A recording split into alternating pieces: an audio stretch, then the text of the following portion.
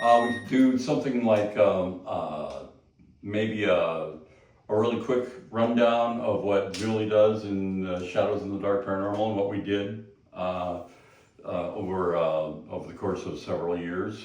Okay. Perfect. You want to do that, or do you want to do it on on politics, or?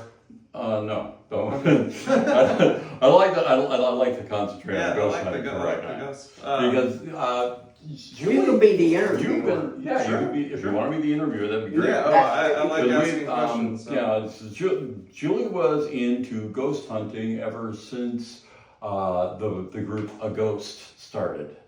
And that was in 2007. 2007 in the south side of Seattle. God, I remember all the trips we took down to Federal Way. And what we did is, our long, boring meetings that we had in a restaurant down there. But what we would do from there is we would organize these investigations, we would call them. And what we had is we had people who would do jobs. We had people who would take care of the Equipment. the equipment. We had equipment haulers. We had people who would do the. We usually had a psychic on board. How does this start? So How does that start? First off, how does someone approach you and say, "Hey, I need to investigate"?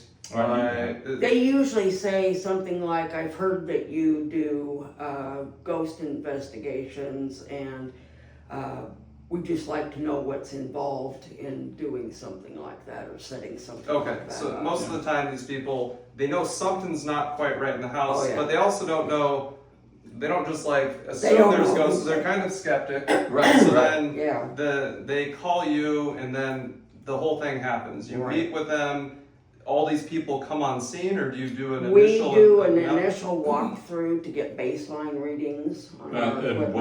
what we mean by that is we have things like it's a shame that we didn't bring our bag of Should've. ghost goodies. I thought about it. But we have an EMP meter, which the K2 meter has a thing that when you get close to a magnetic source, like for instance a wall socket, Yeah. the thing would the LEDs would turn from green to red, and you would see from there about how much electrical activity is already in the house without stirring things up. Got Yeah, it. I have a digital one too Otherwise, we that does the actual number readout, so because it's more accurate. So you want to set baseline Want to before it set all baseline. starts, and then you do the initial walk to make sure that they're not trying to pull Well, a prank on you. Yeah, we always try to see if there's another explanation for it. Which she has found from time to Yeah. time. Yeah. There's a thing called a fear cage effect. A fear cage, not a Faraday cage. No, fear, well- fear cage. Yeah, it's the exact opposite of a Faraday cage. Where a Faraday cage is like a metal grid, because You'll keep your Nintendo EMF inside. right, Nintendo used to have those on their games, on their arcade games. They used to have the circuit boards, the motherboards in a Faraday cage, Oh. so that they wouldn't be emitting a whole bunch of crap out to mess with either the television monitors or some of the things around the game. Now, what a fear cage is, like I said, it's the exact opposite. For instance, you were at a place where An apartment. an apartment complex, yeah, and somebody was talking about. They would wake up at like 2 or 3 in the morning and feel like they were being strangled and somebody was sitting on their chest. What? And Succubus or incubus type of thing. that kind of Yeah, a thing. yeah. And so, So also you've seen enough of these entities where you've seen patterns on what entity would cause what sort Yes. of okay. yeah. And in this case, once we got the full story of what was going on, then we started doing our baseline stuff, and I said, oh my gosh, I know exactly what's wrong. We went outside first, and on the wall, just outside of their living room area, were like 8 electrical meters for the apartment building that was all right there together. And I said, that's number 1. Number 2, I could follow the conduit under the floor with the meter to know exactly where it went. It went straight to the electrical box, which was right outside her bedroom. Oh.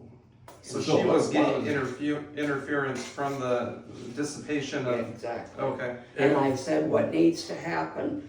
I said, we can do an investigation if you want, but my feeling is we're not going to get any entities. We've got the fear cage response. And the best thing I can suggest is you need to move, and they need to not rent this apartment out to anybody. It should be storage. Well, because, the reason why K2 meters were evolved and invented and evolved to where they are now, the main purpose was to determine whether or not there was a lot of electrical EMF coming off of transformers and such. And there was a concern that it could, 1, wreck your DNA, 2, cause these kinds of problems, because our brains are electrochemical computers. Yeah. So when you have that kind of that kind of stuff coming through, it's going to mess around with this little 8.5 Circuitry, pound, right, yeah, right, 8.5 pound slug of machinery in there. So if we take it all the way back, do you remember the first time that you experienced an entity? Oh, yeah. Can you speak about that? Yes, I was 8 years old.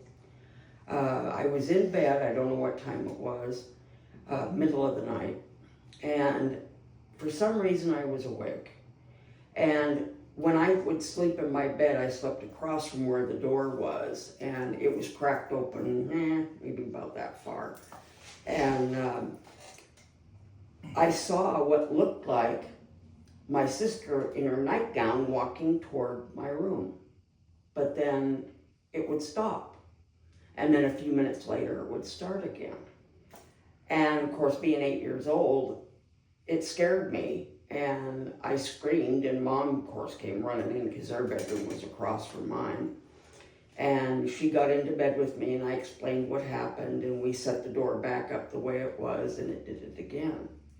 And of course, she poo-pooed it. She said, this has got to be somebody walking up in the street. They sat below street level. There were street lights up there, but the way that the hall was and where I saw this thing, there was no windows for anything to come through. And they had their blinds closed and all of that. So she couldn't really, she made all these suggestions, but I would say, no, that couldn't be. And so that was my first experience. I never could get it to do it again. It was only that night. And have you ever figured out why, what made that particular the only thing I can think of is later in life, my dad and my mom were on one of their road trips in their motorhome.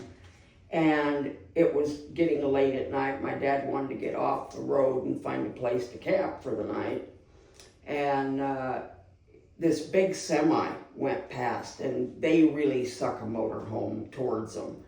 And then they bounce it back over to the side of the road. And so they had sucked towards my dad, tried to compensate, but it started to go off in the gravel. And as he turned to look out of his side view mirror to get back on the road, he saw this smiling lady with blonde hair floating alongside the car or the motorhome, and it just sort of guided him off onto the road again. The same entity? We think it was the same one. It was somebody guarding him. And entities, from your experience now that you've seen a lot, do they tend to stick to people, to places? Is there like patterns in how they follow people's emotions, fear? Both. Sometimes they're tied to a place, and other times they follow people. it doesn't matter where you go, they're going to follow you. And there's a reason why they're doing it, and you just have to figure out who it is and why they're following. There's got to be a reason. And sometimes the entities, like a poltergeist, starts out being something that somebody in the house has manifested. Could be somebody's lonesome, and so they, created this make-believe friend, like many of us kids had when we were little, and now we're looking at that as maybe they weren't make-believe. But they would get these friends, and that's who they hung with. And but other times it can go violent, and those become the poltergeist becomes what they call a PK manifestation or a psychokinetic manifestation. And those are very dangerous. They're hard to get rid of because basically we have to get the person who originated it to make it go away. And it's very hard, especially when it's a kid. And Frank, Yeah. so did you have early entities that you experienced, or is this something you kind of walked into when you met your wife? Yes and no. I did have some experiences. Both mom and dad worked, and when my brothers were there, we had these little plastic pellet guns that would shoot these little pellets, and we'd go down in the basement. And then what we'd do is we'd turn out the lights and we'd shoot. We'd see, try to determine where the other person was, and then we'd fire a pellet out at them. Tag, I gotcha, that kind of thing. And I lost my balance, and I hit the concrete floor of the basement, and it smacked me on the back of my head. And in that one instant, I saw, I guess what you would call a hat man, a well-dressed gentleman wearing a top hat, looking down at me, and it was like instantaneous, and it went away when I got back up. Now, first thing is, yes, I hit the back of my head, so but my brother Randy says that he had encountered similar things. He saw one sitting in an easy chair. A top hat man. Yeah, I thought this one didn't have a top hat as much as it was a really well-dressed gentleman sitting in the chair, and it would vanish after looking at it. That was interesting. It was interesting growing up with that. But other than that, I would never encounter anything until we went down to the Gar Cemetery. And this is a place. Who's we? We is me and my wife and John. Was that John Doe that went with us? Yeah, I think so. Yeah. So if he happens upon this video, hi John. But we were using these VHS tape cameras, and I was going through and I was just looking down at the headstones, and I wasn't saying anything to anybody. I was just saying, this is really great. These are really old headstones. They are fantastic. Now this is in the daylight. This is not at night. But we were going through, we were reading the inscriptions on the headstone, and when you played the tape back, you would hear, "Get out of here." Like just clear? Was it kind of like in the background? Now, several things you can say. Number one, there were apartments around there, and it could be that about that time somebody was getting tired of all the damn ghost hunters in the cemetery in the neighborhood. But on the other hand, one other possibility is, and by the way, Donald, if you're listening, you should heed this.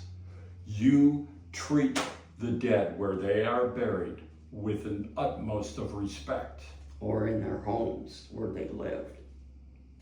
remember that as you're going through the Oval Office in the White House. Got it? All right. Anyway, but yeah, that was basically it. I failed to show the proper amount of respect. Okay? So, what we did on the last time that we were there, actually the last couple of times that we were up at the Guard. Which is up There by are- the big cemetery on Capitol Hill. Well, actually, there are several of them, but yes, the one that we've investigated It's was across the street. with the So big, in Seattle, Washington. in Seattle, Washington. We've done Julie has done a number of outings there, and has come up with some really interesting stuff. What I've always done before we set foot on the thing Me too. is I would quote something from Ken Burns' documentary about the Civil War. Excellent, excellent documentary. If you ever get a chance, look it up on PBS. He said, prior to the Civil War, both European and Asian nations never really looked upon the United States as a single whole country. Rather, the English still refer to us as the colonies sometimes. But seriously, that's all we were in their mind. Prior to the Civil War was just one big disjointed set of colonies or states. Never as the United States until after Lincoln ended the Civil War.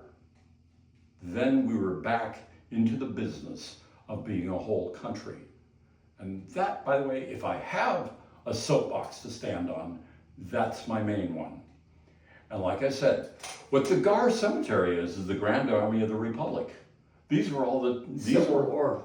These were all the Civil people, War dead were buried, Yeah. or And their families. and their families.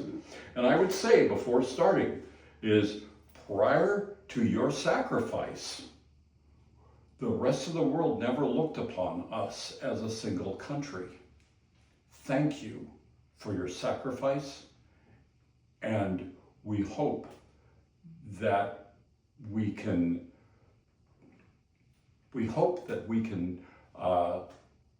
show the proper amount of respect that is due you. I think I'm grandstanding in front of a camera when I say it before an investigation, because I know the camera's rolling.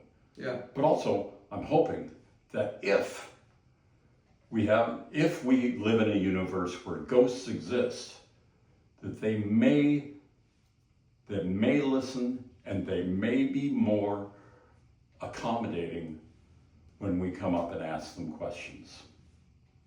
And because otherwise they could also not want to reveal themselves. Right. So Exactly.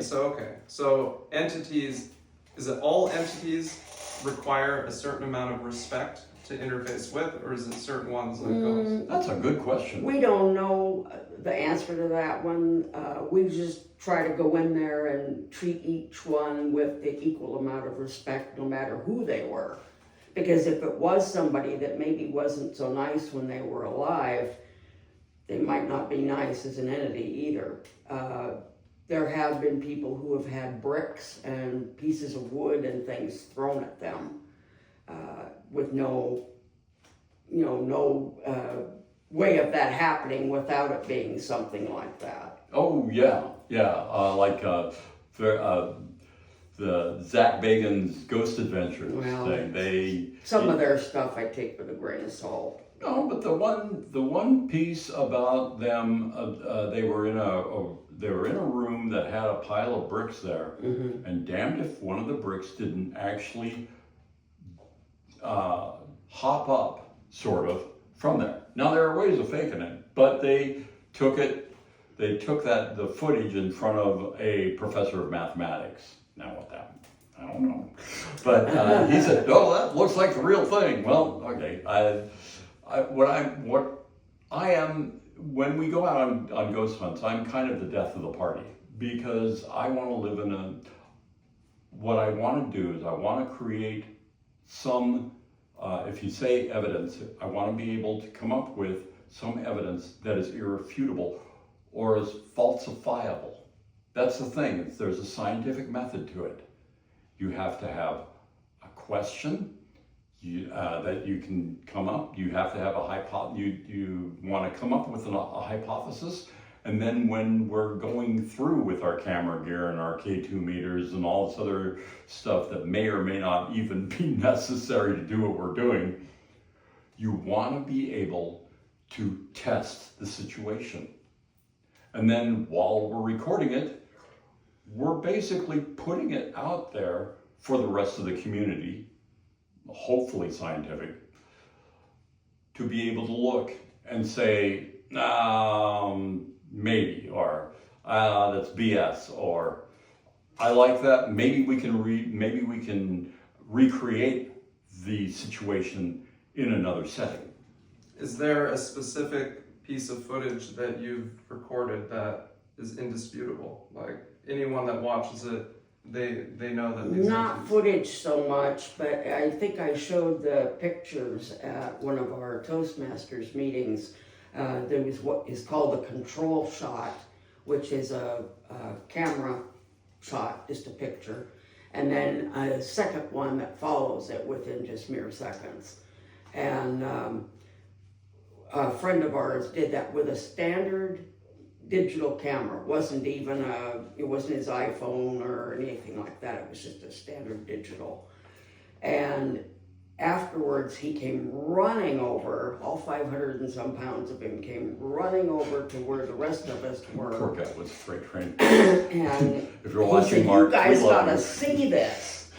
And so he showed us, and it was what looked like a woman with her hair kind of flowing and maybe a child in front of her. And the next shot didn't have it. That's interesting. It is. It is. Very interesting. He didn't see it at the time it Yeah. occurred. It was when he played it back. And Okay. and I have it. I have it on my, I think it's on my computer, as a matter of fact. So we heard about the origin story, your first experience. At what point did you know that this is what you want to do as your profession? Pretty much in 2007. What happened then? I went on a number of these. Some of them we could debunk, some of them we couldn't. Went to a hair salon down in Portland, Oregon that she said they had, no, not fairies, what are they? Irish.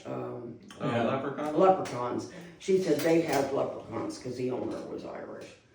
And what would happen is, every night when the shelves needed to be restocked, they didn't have to do it because it would get done for them. They'd come in the next morning and all the lipsticks would be stacked like they're supposed to be and in their place, and the other makeup was where it was supposed to be, and hair products and whatnot. So, leprechaun that would put together cosmetics and put them all back in place? Yeah. Sounds like a gnome. no, I know. It does. It does. It I sounds don't like know, Santa's elves. but yeah, And did you ever find we this little didn't guy? find any. We went through the house. We went up. They had a loft above their garage. We went up in there.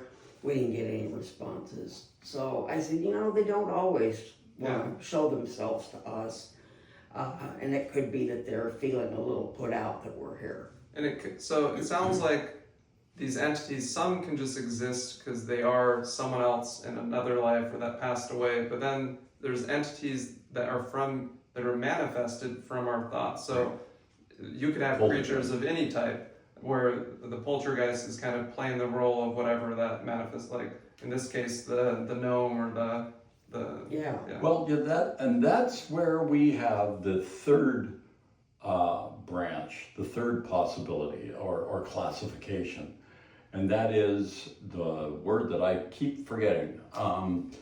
Human intervention. No, not human intervention. It's the third classification where you have one that was never human. And those starts with an E. We'll come up with it. This is what happens when you get old, kids. I'll think of it here in a minute. Okay, but those entities are the ones that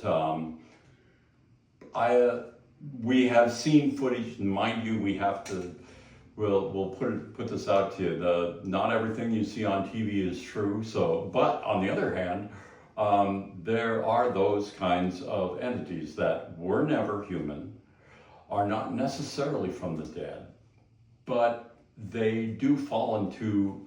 We like to name them a bunch of things. We like to name them demons. Yeah. We like to name them. We like to name them harmful spirits or what have you, but they are the beings that have never been human, maybe older than human civilization. Wow. Do they find a host? And these sort of entities, do they have what is their motive? Well, that's interesting. I do not know. Well, in Ireland, there were some castles, and ghost hunters went on an investigation at one in particular. And the guy was inside the kind of a long tunnel-like thing. And all of a sudden, he felt something run him over. And he had just made the mistake of insulting the entity that was there. And saying, I don't believe you exist, and if you do, you're just being a chicken, and whatever he could say that would rile him up. And that's when he got run over and knocked down on the ground. The camera guy was just standing there because there was nothing. What was he run over by? This entity. And did it kill him? No, he got up and he ran out the tunnel entrance. So Yeah. he probably said, "We're not going back." Was he a believer after that? Oh yeah. I've seen the footage, and it can be faked. I don't know how he would have though. Oh, I do. It knocked him kind of up in the air and on the ground. I used to do acting in high school theater, and I know how to make that how to do that. I'm not accusing anybody, but I'm just saying it can be faked. There's a bunch of things that you don't even have to be Penn and Teller to be able to figure out how to do some of these things. For instance, there are other YouTube channels that go through and they debunk, and rightly so. For instance, some of the EVPs.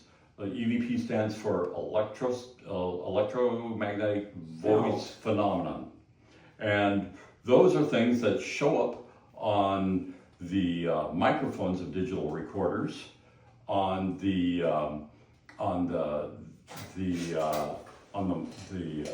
output of some of the cameras.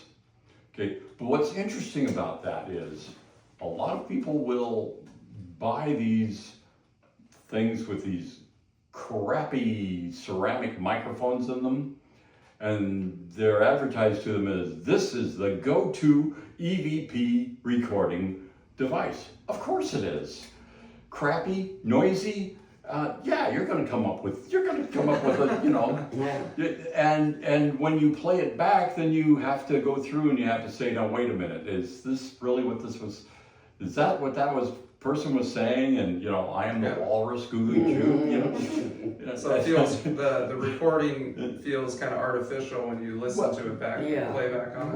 Right. Sometimes it does, but most importantly, it sounds to me almost like you are looking for something. It's a phenomenon that's called matrixing, where, for instance, back in the day when I lived in my folks' place, we had this wallpaper in our bathroom that you could easily pick out some faces in, much the same way as you do when you're looking up at clouds and you'll see dogs and unicorns and shit like that. It's because you're interpreting, as well you should, you're interpreting the things that come to you according to what you have a database of. The first thing that we see as a child, as children, as babies, are our parents' faces. So we find those faces everywhere you go. That's just natural, nothing wrong with it. But don't try to tell me that that is the restless spirit of your grandmother looking at you. Interesting. You're going to need more than that. When you're not looking for entities, do they appear more so than when you are? Sometimes. When you're talking about origin stories, yes. In Julie's case, Yeah, both of she yours, wasn't, right, in both of our cases, Julie wasn't looking for an entity, she was trying to get a good night's sleep. And when you started looking for it, it didn't show. So Right. I wonder if that's a pretty common pattern that you see. Well, now that I look back on it, I know that that was what they call a repeating phantom, in that you cannot interact with it. You could talk your head off and it wouldn't pay any mind to you. It's on a set course. There may have been something, my folks' house was originally a farm, and it could have been maybe somebody's trek they took every morning to go feed the chickens or whatever their job was in the morning. It could have been anything, but What's an experience that both of you, or maybe it's individual, that you remember that was probably the most concrete proof to you that these entities existed? that would, for me, was down at the restaurant, or the El Corazon? El Corazon. Oh yeah, El Corazon. It's still it's a rock and roll nightclub, and but after the bands have packed up and the lights are out, things happen. One guy said that you stayed the night there or something? No, We we do did. overnight. We We do both overnight. did investigations there, and one Christian, a friend of ours who ran the second a ghost, said that he had encountered an entity. It stopped him, and he saw the thing in front of him in the darkness. Now, I was supposed to go down and pick up I think it was a cable or something. And I said, okay, I could run down and get it. And Christian said, okay, just want to let you know, you're going to be going through about 3 or 4 hotspots while you do it. Me, I encountered nothing. Yeah, hotspot, like, so the These- entities. where things had happened. Things had happened. And that night, that particular investigation, Julie had a kind of... Richard was a kind of a foul-mouthed guy that Yeah. our psychic had had a conversation with, and so I wanted to get his attention, and I was getting nowhere, and so I did an insult. I called him a chicken weenie, which that's not that bad, but you know. All of a sudden my camera shut down. The lights on my K2 were going bananas. They were green and they were red, and they were green and they were red. It was just going back and forth. And I said, I'm sorry. I insulted you to get your attention. And that's the only reason I did that. Normally I'm very, respective of people. And I said, who wants to be asked all the time, did you die here? Yeah. So I said, he's a guy, he might like cars, we'll talk about cars. So I started asking him about the different kinds of cars, and I said, how did he like Ford? And I got nothing at first. And how are you receiving back his deal? On the K2, which that's the thing that has lights that go, there's 2 greens, a yellow, and another yellow and red. So you can ask yes or no questions. Yeah. Right, and electro, like the Gaussian, content of the air around it would presumably cause those lights to move. Right. But I started asking me like Ford. I got nothing. I said, oh, come on, I drive a Mustang, and I got 1 light. I said, thank you. And I said, okay, so how about Chev? Because everybody likes Chevys. 1 light. Whoa. And I said, how about Mopar? And it pegged. How about what? Mopar. What's that? That's Olds Chrysler Plymouth. Okay. Yeah. And it pegged to Detroit. green. It pegged all the way to red. That's right. And what year were those cars? They're current. They They- group but them as 50 Mopar, like GM owns all of Chevy's products. Okay. Right. Did that kind of give you an idea of the age of this entity? Not so much that I told him that I like the newer, some of the newer ones that are out, but I don't know what era he was from. They must like the music there because I wouldn't think they'd want to stay there if they didn't. But And what are you trying to figure out about these entities? I want to know what happens when you die.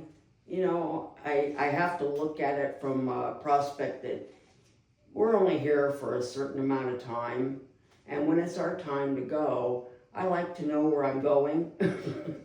And I'm finding some of the things that I thought maybe have some validity. For instance, I kind of believe in the string theory thing, so thinking of them as different universes that you go to after you die, depending on what you did in life, type thing. I don't believe in the heaven and hell thing so much, but I believe heaven is where your favorite place is, and hell is where you would rather not be. So do you see it kind of as being reborn, or that's where your entity? yeah, kind of or reliving your life in a different well, plane? life is energy, and I think once we leave our bodies, we revert to energy, and then we go to wherever our next place is going to be. Got it. And that's what I'm trying to, I want some definite proof on it, so that's what now I did find out, we went to the Tacoma High School, which it looks like a castle. It's the Stadium High School is the name of it. And it has a sunken stadium, and every time we get a bad rainstorm, it floods out. But we had gotten there after the flooding was over, and so we could kind of walk around a little bit and do stuff. But we went down to the sub-basement, which is, you have the main floor, the basement, the sub-basement. And the sub-basement was where the boilers were, a lot of storage of old files and things from classes past. And there was a 100-year-old roll-top desk up there. And we thought this would be a perfect place to do a vocal session. So we set up, just a couple of us set up there, and we got from yes and no questions that the person we were talking to was a woman who really liked the janitor there now. And she was from 30 years prior. And she was answering more than yes and no questions? No, she would, you'd have to be real specific. You'd go, like, were you from this decade? You know, if you got nothing, you knew that it wasn't that one. And when you would get the decade that she was from, then she lit it up. Wow. So that's the way we got the answers. What's the scariest entity you've came up against? Scariest entity we've come up against. Well, Richard, but only because he was mad at me at first. When I started talking to him, And all the flickering and all of that settled down. Could you feel a chill in your spine? A little bit. I felt that after my grandma passed away in her bed, and my folks and I went down to Oregon where she had lived, and they put me in that room for the night, and it was ice cold in there, but it wasn't anywhere else in the house. And I couldn't sleep. I went out and slept on the floor in the hall. Oh, they put you in there to sleep in the room? Yeah. Same bed as Grandma passed away. Oh, wow. Awesome. And Did you get in trouble or? no, my dad got up to use the bathroom. They were sleeping. Excuse me, I have a voice issue sometimes. They were sleeping on a hide-a-bed out in the living room, Okay. and he got up to go use the restroom, and he kind of had, it's a good thing he looked down because he would have stepped on me. And he said, "What are you doing out here?" And I said, "It was too cold in there to sleep." And I was in high school, and I kind of wondered at the time if she might not have been present, but, you know, it was just an odd thing to have. I mean, I could see my breath. In the dark, I could, you know, you got some light filtering in, I could see my breath as I talked. Yeah. So from all that you've gathered over the years, what can you say about the afterlife? I believe there's something there that we do end up taking a part of, and there again, depending on what you did in life depends on where you go. So there's a karmatic Yeah. system. Yes, Okay. I believe so. I'm something of a believer in karma. Is in that, and you can look at it. You don't necessarily need to look at things from a spiritual standpoint. You can look at things from like just a physical standpoint, from the way that things fall into place. If there's someone that I would wish that his karma would come upon, would be our current president. And I have seen the how the public responds to him, and how he is the only president so far that's been impeached twice in his previous term. And now what he's trying to do is game the system. By that, I want to say that is not sustainable. You can only go on that route for a limited time. So it's kind of a beautiful system, the karmatic system, because it's self-governing, and you know, maybe it doesn't extend in the same lifetime, but over, you know, a long segment, say 50,000 years, Right. it's a harmony, a balance. Right. You learn from your mistakes, you Right. know. And then that's what you have, right? It's not. What you leave behind what you do will leave behind an imprint, and I've seen that in my own life.